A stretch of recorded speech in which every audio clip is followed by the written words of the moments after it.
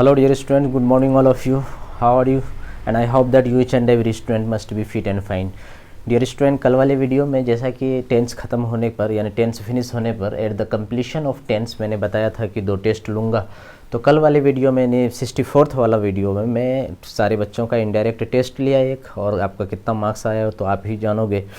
तो मैं उम्मीद लेकिन ये करता हूँ कि कल 17 सेंटेंसेस था from Hindi into English translation के लिए, तो आपका उम्मीद करता हूँ कि आउट ऑफ 17 आया होगा। और आज भी फिर से बच्चों आज लास्ट है ये टेंस के करीब में आज का टेस्ट यानी इनडायरेक्ट टेस्ट है ये आज के करीब में, यानी आज का वीडियो मैं एक बार फिर से सारे बच्चों को बता दूं कि Oxford Union English the name of this very YouTube channel. इनकलाबी series be are going on right now, today it is going to be finished. Okay, ये इनकलाबी सीरीज बी आर ख़त्म हो रहा है बच्चों, और आज का वीडियो जो है ये 65th वीडियो यानी 65वां वीडियो है। और 65 जैसा कि कल मैं बताया था कि 65वां वीडियो में मैं एक इनडायरेक्ट टेस्ट और ले लूँगा, और फिर आप अपने आप को जज करोगे। यू मस्ट जज yourself what is your level right no after the completion of tense, यानी टेंस के ख़त्म होने का पर आपका लेवल क्या है। तो कल के तरह ही बच्चों आज भी 18 सेंटेंसेस दिए हुए हैं, एंड 18 से 18 वाक्य दिए हुए हैं। और मैं आज फिर से सारे बच्चों को कह दे रहा हूँ कि सबसे पहले वीडियो को पाउच करो, पाउच करके सारे हिंदी जितना भी वाक्य है, जैसे पहला आप लोग हमेशा अंग्रेजी बोलते रहेंगे, डॉक्टर के आने के बाद रोगी मरा था, क्यों आप उन अपराधियों के पक्ष में बोलते हैं, क्यों आप अभी तक वहाँ नहीं गए हैं, आज कितना स्टूडेंट आया है अंग्रेजी सीखने के लिए, क्यों तुम्हारी छोटी बहन मेरे खिलाफ साजिश रच रही है, सुबह सवेरे आप कब जगते हैं अपनी पढ़ाई के लिए, आप लोग कामयाबी हासिल करने के लिए सख्त मेहनत करते हो रात दिन। मैं आप लोगों को अंग्रेजी से संबंधित बहुत महत्वपूर्ण बातों को पढ़ा चुका हूँ, मैं आपका इंतज़ार बेसब्री से कर रहा हूँ, वो आपका इंतज़ार 2 घंटे से कर रही है, आप मेरे लिए पटना से क्या लाए हैं, मैं अपनी वाइफ के लिए एक खूबसूरत और कीमती गिफ्ट लाई। इस तरीके से बच्चे 18 सेंटेंसेस दिए हुए हैं। तो पाउच करके first of all you are requested, each and every student is requested to write down all the Hindi sentences first, then solve yourself, just try to solve, that means what कि just try to translate all the Hindi sentences into English। और फिर मैं बना रहा हूँ इसको, फिर अपना मैच करना, फिर अपना जज करना कि आपका लेवल क्या है। तो डियर स्टूडेंट, मैं शुरू करता हूँ वीडियो को आज का, और मैं उम्मीद करता हूँ कि आउट ऑफ 18 मार्क्स आपको मिलना चाहिए। ठीक है, अगर 15 भी आता है तो मैं समझूंगा कि आप ब्रिलियंट बच्चा हो, 12 आता है तो इंटेलिजेंट हो, लेकिन आउट ऑफ 18 आ जा रहा है तो मैं समझूंगा कि you are genius. Even the angels from sky can not make you stop to speak in English throughout your life time. कभी भी आप फरिश्ते भी आसमान से आकर आपको अंग्रेजी बोलने से नहीं रोक सकता है। You will speak English very effectively in any corner of the globe. So dear student, now let us come to the point here. The first sentence of today is what, आप लोग हमेशा अंग्रेजी बोलते रहेंगे। तो आप देखो इसमें जितना भी सेंटेंसेस है बच्चे ये डिफरेंट है, कोई प्रेजेंट इंडिफिनिट का होगा, कोई पास्ट इंडिफिनिट का होगा, कोई पास्ट इम्परफेक्ट का होगा, कोई फ्यूचर का होगा, कोई प्रेजेंट परफेक्ट का होगा, कोई पास्ट परफेक्ट का होगा, कोई प्रेजेंट इंडिफिनिट का होगा। तो इस तरीके से मिसलेनियस सेंटेंसेस यानी मिक्सचर सेंटेंसेस है, आपका लेवल इसी में होगा कि आपको सारा फॉर्म ऑफ जितना मैं डिटेल से टेंस को पढ़ाया हूँ आपको कायदे से बात को समझे हो या नहीं हो। If you have understood the all the things well, now it will be just like a childish play for all of you to translate the all Hindi sentences into English. So dear student, I hope that you must be getting out of 18 dear student. Now let us come to the point and let us start. Okay, first वाक्य है आज का बच्चे कि आप लोग हमेशा अंग्रेजी बोलते रहेंगे। तो कौन टेंस है, जल्दी रिकॉग्नाइज करो कौन टेंस है, फ्यूचर इम्परफेक्ट टेंस है कि आप लोग हमेशा अंग्रेजी बोलते रहोगे। तो क्या होगा बच्चे, फ्यूचर कंटिन्यूअस का स्ट्रक्चर याद करो, क्या सब्जेक्ट प्लस एल बी या will be plus be for, ठीक है, ऑब्जेक्ट है, दे दो बनाओ इस तरीके से। तो आप लोग हमेशा अंग्रेजी बोलते रहेंगे तो क्या होगा, यू शैल ऑलवेज बी। यहाँ पर ये बच्चे थोड़ा लाइट का प्रॉब्लम है, मैं बोल दे रहा हूँ, आप लोग सारे बच्चे सुनो कि you shall always be speaking English. आप लोग हमेशा अंग्रेजी बोलते रहेंगे। इस तरीके से हो गया। मैं उम्मीद करता हूँ कि सब बच्चा का सही हो रहा होगा। दूसरा वाला वाक्य है बच्चे कि डॉक्टर के आने के बाद रोगी मरा था। अब देखो इस वाक्य में आपको यकीन नहीं आवे तो आप टेस्ट कर लेना। ज़्यादातर यानी 65% of people who know English well will commit mistake at the time of translating this sentences into English. क्यों कि ये वाक्य तो सब जानते हैं कि डॉक्टर के आने से पहले रोगी मर चुका था, तो the patient had died before the doctor केम। ये तो जानता है, किताब बहुत बनाता है बच्चे से लोग मैट्रिक से ही, लेकिन इसको समझना कि यहाँ पर डॉक्टर के आने से पहले रोगी मर चुका था। अब यहाँ पर क्या है कि डॉक्टर के आने के बाद रोगी मरा था। ठीक है बच्चे, तो पता ये चला कि इस वाक्य में पहले डॉक्टर आया है, उसके बाद रोगी मरा है। तो इसका ट्रांसलेशन में लोग फंस जाते हैं, लेकिन आप लोग देखें फंसते हो या नहीं फंसते हो, मैं बना दे रहा हूँ, आप अपना मैच करना। तो क्या है बच्चे कि डॉक्टर के आने के बाद रोगी मरा था, तो इसका होगा कि द पेशेंट, क्या होगा बच्चे, the patient diet, the patient died after the doctor, after the doctor had come. देखो बच्चे, ये वाक्य 110% राइट है। अगर कोई बच्चा ऐसे बना लेगा the patient had died after the doctor केम, तो ये गलत हो जाएगा। क्यों कि इस वाक्य को गौर से देखो कि डॉक्टर के आने के बाद रोगी मरा था, तो पता चला कि डॉक्टर का आना पहले है, डॉक्टर का आना पहले है, और जो फर्स्ट एक्शन होता है और फर्स्ट एक्शन के लिए हैड का इस्तेमाल करते हैं, इसीलिए द डॉक्टर हैड कम। ठीक है बच्चे, और उसके बाद पेशेंट मरा था, तो पेशेंट का मरना सेकेंड एक्शन है, डॉक्टर का आना फर्स्ट एक्शन है। First action followed the structure subject plus had plus V third, and the second action follow the structure subject plus V2, तो this is subject plus V2 की the patient after that died, that means what कि it is first subject then V2 of past of simple past structure. ठीक है ना, तो इस तरीके से राइट सेंटेंस होगा the patient died after the doctor had came, sorry after the doctor had come, the patient died after the doctor had come. Now the next sentence, क्यों आप उन अपराधियों के पक्ष में बोलते हैं, क्यों आप किसी को कह रहे हैं भाई, पापा को, भाई को, किसी को, क्यों आप उन अपराधियों के, यानी उस अपराधियों के या उन अपराधियों, कोई एक अपराधी, यहाँ पर उनका मतलब बच्चे ये एक के लिए डिनोट कर रहे हैं हम। ठीक है ना, तो क्यों आप अच्छा एक बात, यहाँ अपराधियों कर दिए हैं तो समझो कि ये प्लूरल है। ठीक है जी, ये प्लूरल है, तो वाक्य है कि क्यों आप उन अपराधियों के पक्ष में बोलते हैं। तो ये कौन सा वाक्य है, सिंपल प्रेजेंट है, और सिंपल प्रेजेंट का WH वाला स्ट्रक्चर को फॉलो करेगा, क्योंकि क्यों है और WH वाला स्ट्रक्चर को फॉलो करेगा तो क्या होगा, WH स्ट्रक्चर में सबसे पहले WH वर्ड आएगा, चाहे वाई आएगा, वेन आएगा, व्हाट आएगा, जस्ट उसके बाद वेन यानी WH वर्ड, डू या does, after that V1, after that modified object, then rest, then sign of interrogation. तो क्यों आप उन अपराधियों के पक्ष में बोलते हैं, सबसे पहले बनाओ कि क्यों आप बोलते हैं, तो क्या होगा बच्चे कि why do you speak, why do you speak, why do you speak.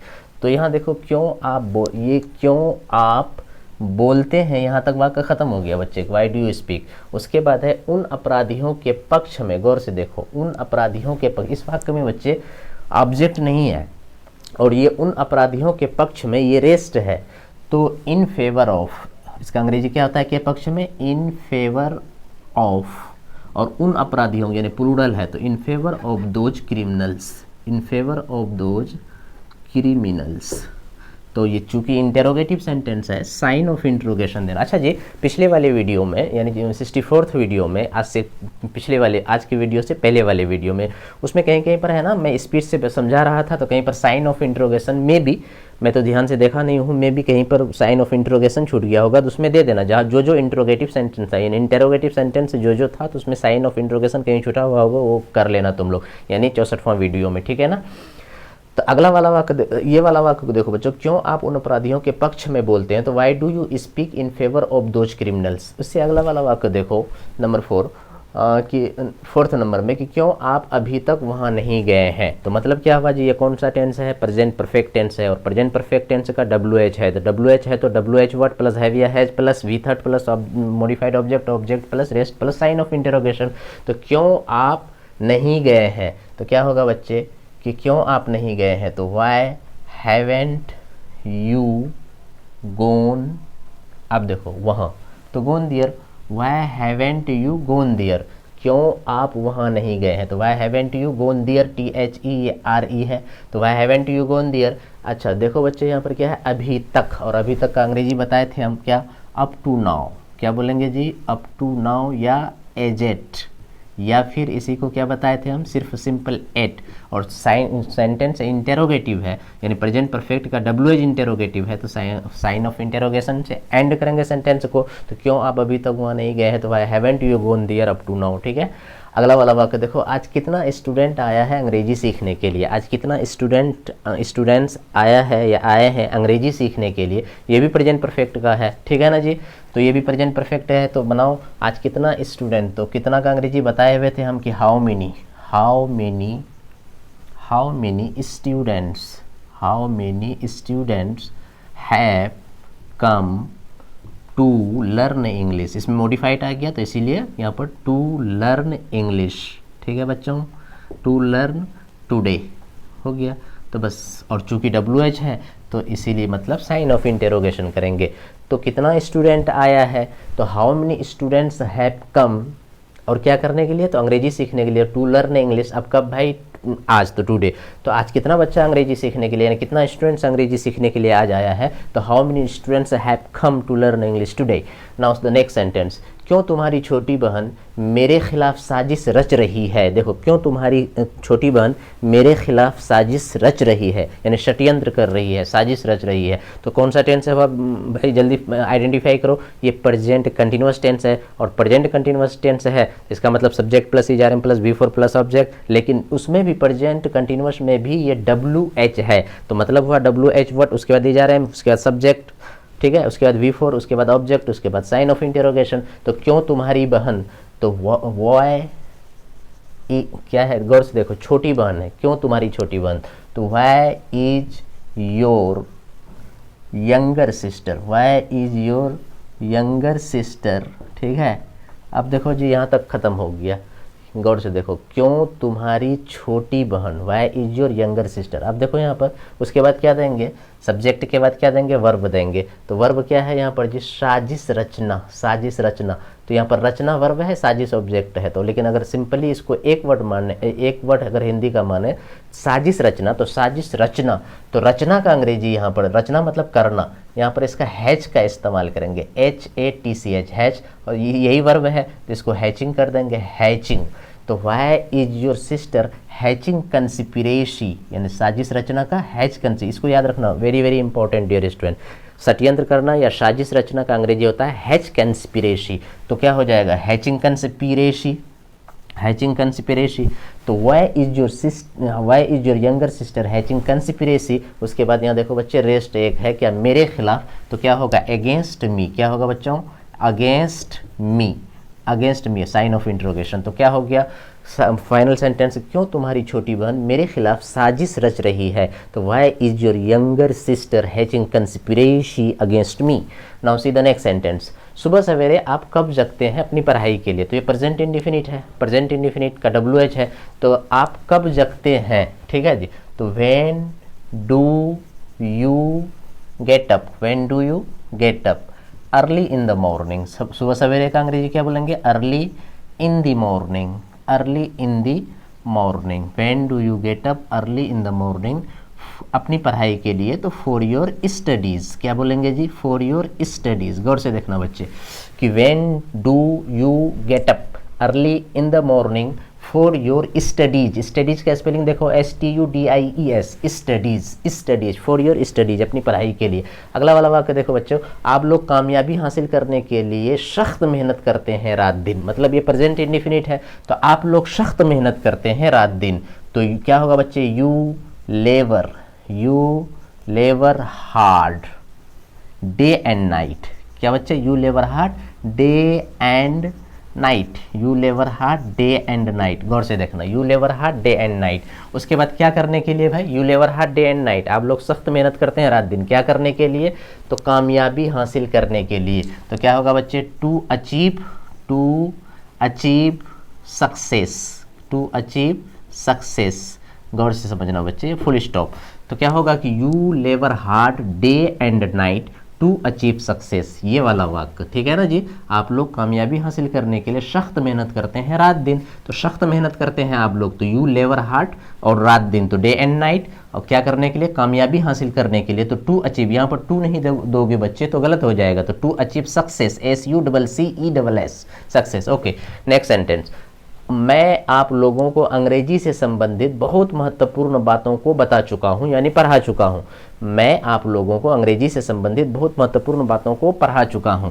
तो मैं पढ़ा चुका हूं आप लोगों को, तो क्या होगा बच्चे कि आई हैव टाउट यू। क्या होगा? आई हैव टाउट यू। और बहुत महत्वपूर्ण बातों, यानी बहुत महत्व, अंग्रेजी से संबंधित, यहाँ से गौर से देखना, अंग्रेजी से संबंधित बहुत महत्वपूर्ण बातों को तो क्या बोलेंगे? Many important things. क्या बच्चे? Many important things. गौर से समझना, मेनी इंपॉर्टेंट थिंग्स, ठीक है। और किससे? अंग्रेजी से संबंधित, रिलेटेड टू इंग्लिश। गौर समझ गए सारे बच्चे? हाँ, तो गौर से देखो यहाँ, मैं आप लोगों को अंग्रेजी से संबंधित बहुत महत्वपूर्ण बातों को पढ़ा चुका हूँ। तो I have taught you many important things related to English, यानी अंग्रेजी से संबंधित। ठीक है ना बच्चों? हो गया। अगला वाक्य, मैं आपका इंतजार बेसब्री से कर रहा हूँ। तो ये प्रेजेंट कंटिन्यूअस है, मैं आपका इंतजार कर रहा हूँ। तो I am waiting for you, I am waiting for you. और उसके बाद क्या है बच्चे? यहाँ एक रेस्ट है कि बेसब्री से, तो इम्पेशेंटली। क्या करेंगे इसको? इम्पेशेंटली। बेसब्री का अंग्रेजी क्या हुआ बच्चों? Impatiently. I am waiting for you impatiently. आपकी मम्मी आपका इंतजार बेसब्री से कर रही है, तो क्या होगा? Your mother is waiting for you impatiently. मैं अपनी डार्लिंग का इंतजार बेसब्री से कर रहा हूँ, तो I am waiting for my darling impatiently. Okay, now वह आपका इंतजार, देखो यहाँ पर, वह आपका इंतजार 2 घंटे से कर रही है। लेकिन यहाँ पर देखो बच्चे, इसमें टाइम डिनोटिंग वर्ड नहीं दिया हुआ है, तो ये प्रेजेंट कंटिन्यूअस हो गया, मैं आपका इंतजार बेसब्री से कर रहा हूँ। लेकिन उससे छोटा वाला वाक्य यहाँ देखो, मैं आपका इंतजार 2 घंटे से कर, वह आपका इंतजार 2 घंटे से कर रही है। यहाँ पर टाइम डिनोटिंग वर्ड आ गया कि 2 घंटे से, इसीलिए ये अब प्रेजेंट कंटिन्यूअस नहीं रह करके प्रेजेंट परफेक्ट कंटिन्यूअस हो गया। इन बातों को, ये these are very important things, you must pay special attention towards it, because if you don't understand this very minute thing, then it will be very tough task for you. You will commit mistake, okay ना? तो you mustn't commit mistake so that you can understand very well, okay ना? तो वह आपका इंतजार कर रही है, और क्या? वो आपका इंतजार 2 घंटे से कर रही है, मतलब प्रेजेंट परफेक्ट कंटिन्यूअस। तो प्रेजेंट परफेक्ट कंटिन्यूअस है तो क्या लगेगा? हैज बीन या हैव बीन का इस्तेमाल होगा, इसीलिए she has been waiting for you, she has been waiting for you. अब देखो टाइम डिनोटिंग वर्ड क्या है जी? 2 घंटे से, तो क्या हो जाएगा बच्चों? For 2 hours. ओके ना? हो गया। आप मेरे लिए पटना से क्या लाए हैं? ये कौन टेंस है? प्रेजेंट परफेक्ट टेंस है, और प्रेजेंट परफेक्ट का WH है। तो आप क्या लाए हैं? What have you brought. आप क्या लाए हैं? तो क्या होगा बच्चों? What have you brought. ठीक है, व्हाट हैव यू ब्राउट। और उसमें भी क्या है कि मेरे लिए, तो फॉर मी। ठीक है, what have you brought for मी। अब यहाँ पर देखो कि पटना से, तो ये रेस्ट है, तो फ्रॉम पटना। ठीक है, तो अब देखो बच्चे, साइन ऑफ इंट्रोगेशन, इसको एकदम प्रैक्टिस करोगे, ये सब सारे सेंटेंस को भी प्रैक्टिस करो। किसी को, अपने पापा को कहोगे आप पटना से मेरे लिए क्या लाए हैं, तो what have you brought for me from Patna. आप भट्ठा से मेरे लिए क्या लाए हैं, तो what have you brought for me from भट्ठा। ठीक है ना? इस तरीके से बहुत सारे sentences can be spoken by you. Okay ना? Now see the next sentence. मैं अपनी वाइफ के लिए एक खूबसूरत एवं कीमती गिफ्ट लाया हूँ। मैं अपनी वाइफ के लिए एक खूबसूरत एवं कीमती गिफ्ट लाया हूँ। ठीक है, यानी एक ही गिफ्ट है जो खूबसूरत भी है और कीमती भी है। तो ये कौन टेंस हुआ? प्रेजेंट परफेक्ट टेंस है। प्रेजेंट परफेक्ट है तो सब फॉर्मूला अप्लाई करो, वो भी अफर्मेटिव है तो फॉर्मूला इसका अप्लाई क्या करेंगे? सब्जेक्ट प्लस हैज या have plus V third plus object plus rest.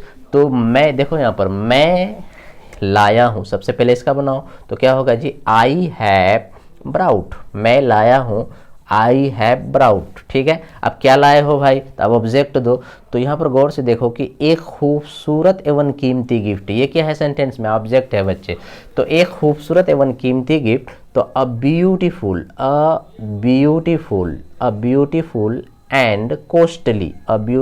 And costly gift.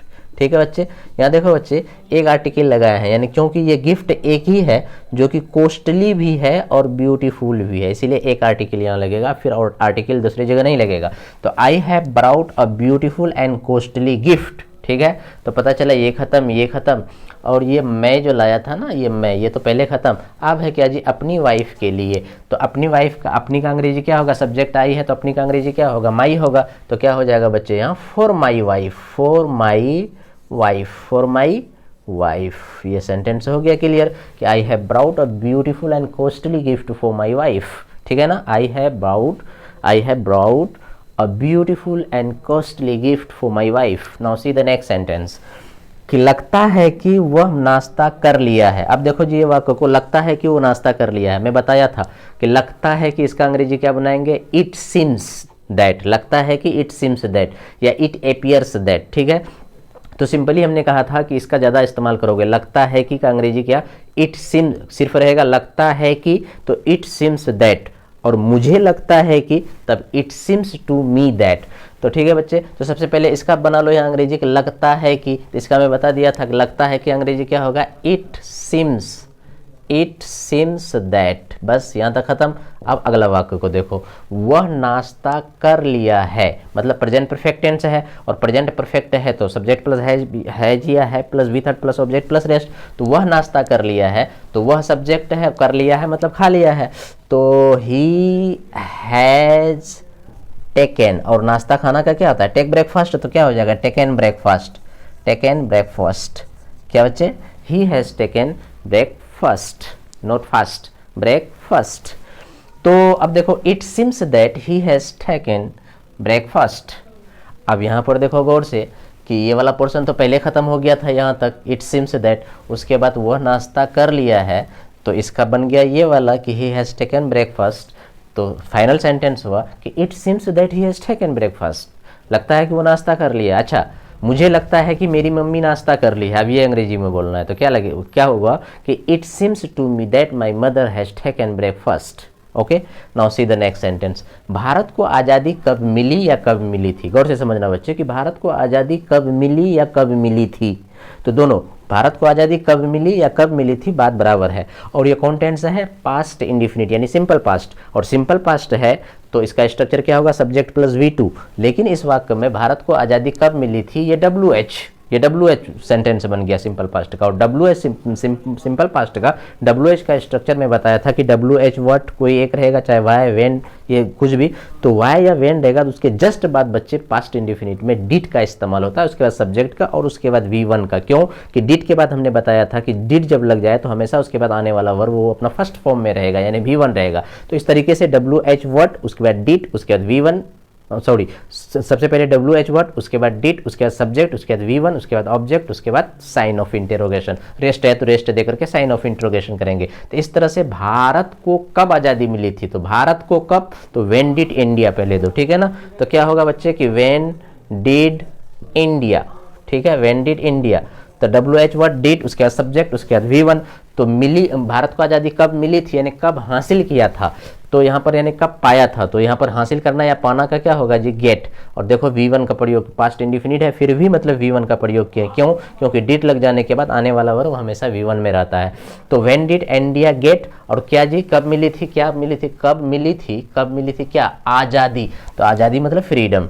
तो फाइनल क्या हो गया बच्चे कि when did India get freedom, when did India get freedom, Bharat को आज़ादी कब मिली थी। अब अगला वाक्य देखो कि भारत को आज़ादी 1947 में मिली थी बड़े संघर्ष के बाद। तो ये तो बड़े संघर्ष के बाद ये तो रेस्ट है। पहले इधर देखो बच्चे कि भारत को आज़ादी मिली थी 1947 में, तो इसमें सब्जेक्ट कौन है, भारत को, ये तो इंडिया, भारत को मतलब इंडिया, और पास्ट इंडिफिनिट है ये, तो मतलब गेट का क्या हो जाएगा, गॉट हो जाएगा। मिली थी मतलब इंडिया आज़ादी को हासिल किया था, तो इंडिया गॉट क्या, तो गॉट तो फ्रीडम, तो इंडिया गॉट फ्रीडम।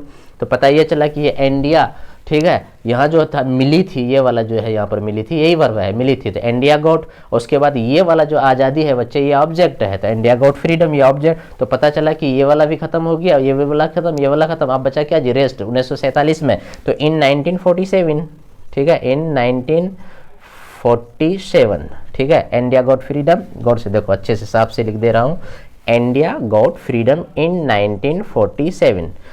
ठीक है जी, ये बच्चा भी खत्म हो गया। अब बचा एक रेस्ट, बड़े संघर्ष के बाद, बड़े संघर्ष के बाद। तो after a great struggle, after a great struggle, struggle का स्पेलिंग देखो जी, STRUGGLE।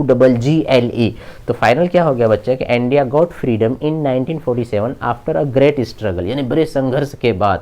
लगभग 150 साल तक अंग्रेजों को ये परसुएट किया कि भाई ये है, ये सही है, ये हमारा इंडिया है, आई लव माई इंडिया। तुम सब जबरन आकर जो कहते हो कि मतलब कि Indians are just like dogs और Indians are the burden on our soldier, this is not सो।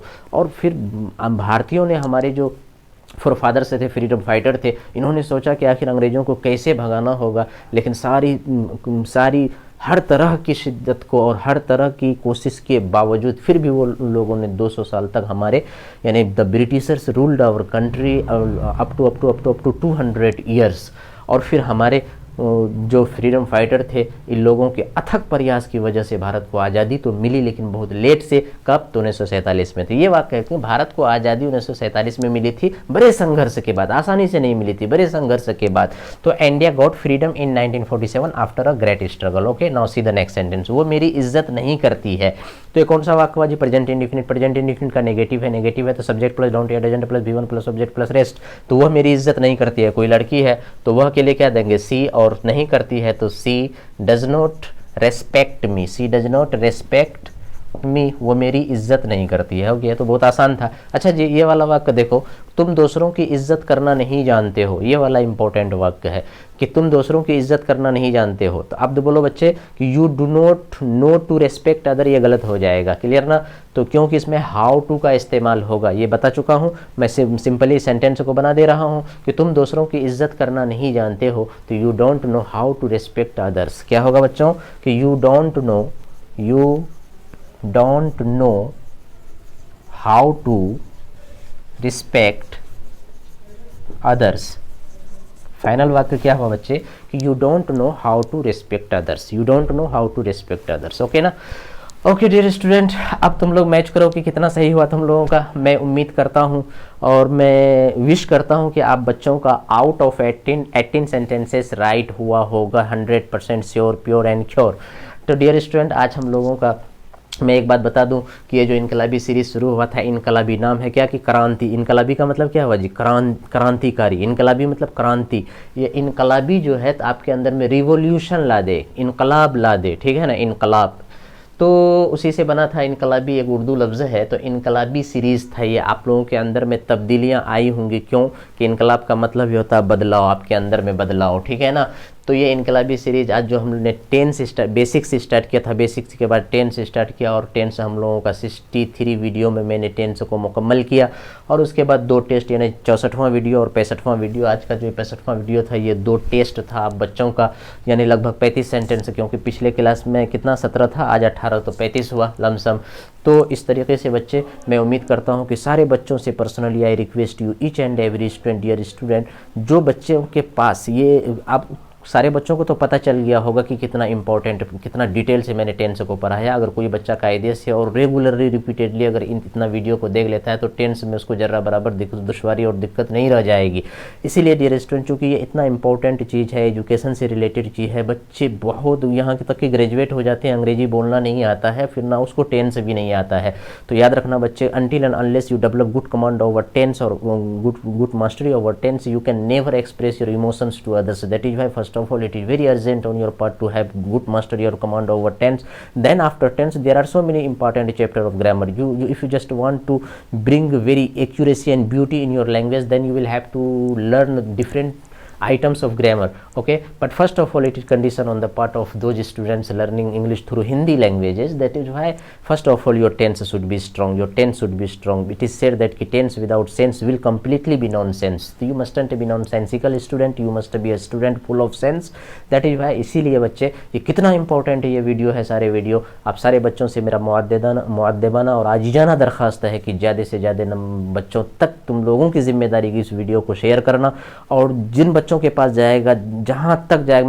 मैं चाहता हूँ, मेरा दिल चाहता है कि ईच एंड एवरी सिटीजन और each and every student of this nation, complete India, चाहे वो किसी भी कोने में रह रहा हो, सारे के पास ये वीडियो पहुंचना चाहिए। ये जिम्मेदारी आप बच्चों की है, आप स्टूडेंट की है, because you are my strong pillar for the success of this very YouTube channel. That is why dear student, you each and every student keep on sharing the video. And जब share किया हुआ video जब पहुँचता है तो each and जिसके पास भी पहली बार पहुँचता है तो सारे लोगों से मेरा मुअद्दबाना दरख्वास्त है, मेरा एक आजीजाना दरख्वास्त है कि उसको सब्सक्राइब करें, और सब्सक्राइब करने के पश्चात आप बेल आइकन को प्रेस करें, ताकि जितना भी लेटेस्ट अपडेटेड थिंग्स और related to English language and literature आपके पास आसानी से पहुंच सके और आप उसको फ़ायदा उठा सकें। इसलिए dear student, each and every student connected to this very YouTube channel that is Oxford Union English, dear student, I personally request you each and every student to help me. How can you help me? You can only just help me by sharing the channel, the link or the link of this very YouTube channel, and just request to others and just suggest the student to watch the video, all the videos of this very YouTube channel that is Oxford Union English। Dear student, इसी के साथ आज हम लोग इस एक बड़ी कामयाबी हासिल ये की है कि टेंस को बाकायदे से हम लोगों ने सीखा है। डियर स्टूडेंट, हम उम्मीद करते हैं कि आप लोग रिपीटेडली इसको वॉच करते रहना, और जितनी चीज़ हम बताए हैं related to English language and literature, it is more than enough dear student. इसी के साथ मैं एक शेर के साथ आज ख़त्म करता हूँ बच्चों। अल्लामा इकबाल का एक शेर है कि हमेशा याद रखना, ये इतना इंपॉर्टेंट शेर है, इतना इंपॉर्टेंट शेर है बच्चे, अगर तुम इसको फॉलो करोगे अपनी ज़िंदगी में तो it will bring revolution in your life. That is what, मैं तुझको बताता हूँ तकदीर उमम क्या है, मैं तुझको बताता हूँ तकदीर उमम क्या है, शमशीर उसीना अव्वल ताउस रुबाब आखिर। और उसके बाद फिर कि न समझोगे तो मिट जाओगे ए हिंदुस्तान वाले, न समझोगे तो मिट जाओगे ए हिंदुस्तान वाले, तेरी दास्तां तक न होगी दास्तानों में। Thank you very much dear student, enjoy learning English or enjoy your life and keep yourself updated or keep yourself attached to this very YouTube channel that is Oxford Union English। Thank you very much, enjoy your life, enjoy your whatever you like।